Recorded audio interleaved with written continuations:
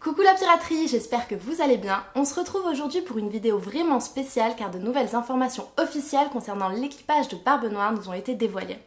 Il faut savoir que ces informations proviennent du nouveau databook One Piece Vivre Card, sorti récemment au Japon et qui continue à s'enrichir avec de nouveaux packs contenant de nouvelles informations. Oda ne peut pas vraiment tout mettre dans son manga, donc c'est un bon moyen pour lui de nous transmettre plus de détails sur son univers, et personnellement je trouve ça génial.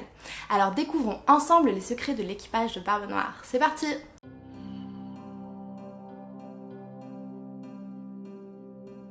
S'il y a une chose que l'on peut dire, c'est que parmi les personnages de One Piece, Barbe Noire est celui qui cache le mieux son jeu. Toujours au bon endroit au bon moment, il semble suivre son plan pour devenir roi des pirates avec une efficacité redoutable. Sans compter le redoutable équipage qu'il a su réunir au fil du temps. On apprend tout d'abord le nom du navire de l'équipage de Barbe Noire qui se nomme le Sabre de Shebeck. Barbe Noire possède l'un des navires les plus étranges de Grand Line, puisqu'à première vue, il ne s'agit que d'un simple radeau et nombreux sont les fans se moquant régulièrement de son embarcation. Il faut savoir que le mot Shebeck provient d'un navire du même nom d'origine arabo-espagnole qui était souvent utilisé au XVIIe et au XVIIIe siècle, et particulièrement sur la mer Méditerranée. Utilisé pour combattre les pirates d'Afrique du Nord, l'Espagne en a largement fait usage, allant même jusqu'à désigner un amiral des Shebeck, le capitaine Antonio Barcelo. Oda nous fait encore passer une belle référence et montre une fois de plus l'étendue de sa culture qui vient enrichir son œuvre. Passons au premier membre de l'équipage de Barbe Noire en la présence de Vasco Shot. Ce personnage assez laid a été nommé capitaine du 8e navire de Barbe Noire et dirige donc une partie de la flotte. Sa réputation n'est plus à faire puisque parmi les prisonniers du niveau 6 Dimple Down dont il faisait partie, il était largement redouté à cause de la brutalité et de la nature horrible de ses crimes. Ses techniques de combat sont encore inconnues bien qu'on le voit utiliser 2 larges pistolets lorsqu'il achève Barbe Blanche à Marineford.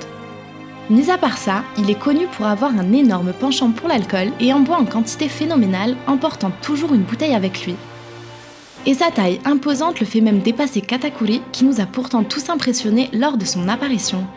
On passe à San Juan Wolf, un pirate qui a créé énormément de débats dans la communauté, notamment concernant sa taille. Oda nous révèle qu'il est le capitaine du 7e navire de Barbe Noire et dirige également une partie de la flotte. En plus d'être géant par sa taille, on apprend qu'il appartient bel et bien à la race des géants, bien qu'il ne soit pas originaire d'Elbaf, mais d'un village sur West Blue. Il n'est pas particulièrement grand pour un géant en temps normal, mais il possède les pouvoirs d'un fruit du démon qui lui permettent d'atteindre une taille allant jusqu'à 180 mètres, faisant de lui l'humanoïde le plus grand du monde de One Piece.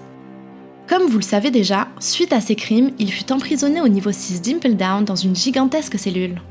Durant l'arc de la rêverie, on apprend également qu'un énorme géant est aperçu se cachant derrière Red Line, aucune confirmation, mais il pourrait bien s'agir de lui. Place à l'unique personnage féminin des pirates de Barbe Noire, j'ai nommé l'infâme Katarina Devon. Teach l'a nommée capitaine du 6e navire de sa flotte, dont elle dirige elle aussi une partie. Bien qu'elle soit vue armée d'une lance lorsqu'elle achève Barbe Blanche à la fin de Marineford, Oda nous apprend que son arme de prédilection est en fait le fouet. Une arme qui semble correspondre à son caractère sadique. Il nous dévoile également son surnom, la chasseresse aux croisants de lune, et on apprend qu'elle est la terreur de toutes les femmes du monde, puisque sa spécialité est de chasser les femmes qu'elle trouve jolies et de les décapiter afin d'ajouter leur tête à sa collection personnelle. On peut se dire qu'un personnage comme Boa Hancock, considéré comme la plus belle femme du monde, a du souci à se faire et il n'est pas impossible qu'on ait droit à un face-à-face dans le futur. Affaire à suivre. Passons à Avalo Pizarro, qui avec ses faux airs de Kaido est désormais le capitaine du 4e navire de la flotte de Barbe Noire. On apprend qu'il était autrefois roi d'un pays situé sur North Blue, mais que son règne tyrannique, sa corruption et son esprit déviant lui ont fait perdre la confiance de son peuple. Un peuple qui s'est finalement débarrassé de lui. On ne sait pas grand-chose de lui pour le moment, mis à part sa condamnation à vie et irrémédiable au niveau 6 Dimple Down et le fait que son nom fut effacé de l'histoire, tant ses crimes furent abominables. Le genre de personne très sombre qui me fait vraiment craindre pour la vie des Mugiwara lorsqu'ils croiseront à nouveau l'équipage de Barbe Noire. Finissons par le membre le plus redoutable de l'équipage de Barbe Noire, qui nous a déjà fait une démonstration de sa malice et de sa cruauté lors de l'arc Impel Down. Je parle évidemment de Shiryu, également surnommé Shiryu de la pluie. Ancien gardien d'Impel Down, il fut jeté en prison pour les traitements inhumains qu'il faisait subir aux prisonniers et a fini par rejoindre l'équipage de Barbe Noire.